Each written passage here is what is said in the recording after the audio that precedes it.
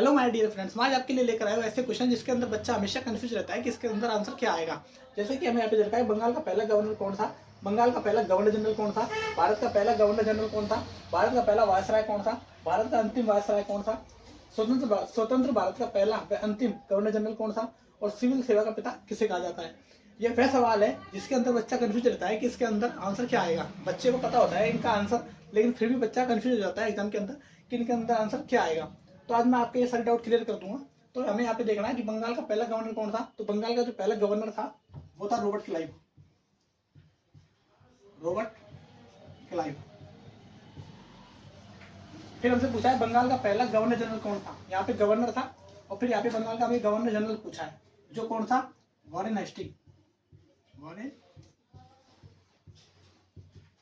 Hasting. फिर हमसे पूछा है भारत का पहला गवर्नर जनरल कौन था, वो था विलियम वेंटिक।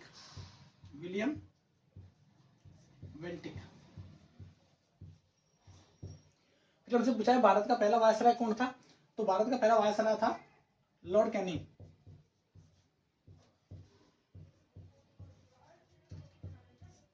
फिर हमसे पूछा है भारत का अंतिम वायसराय कौन था।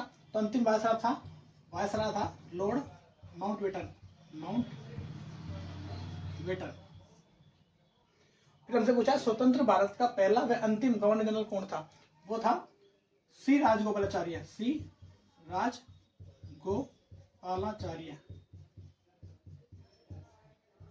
यहाँ पर सी का मतलब है चक्रवर्ती।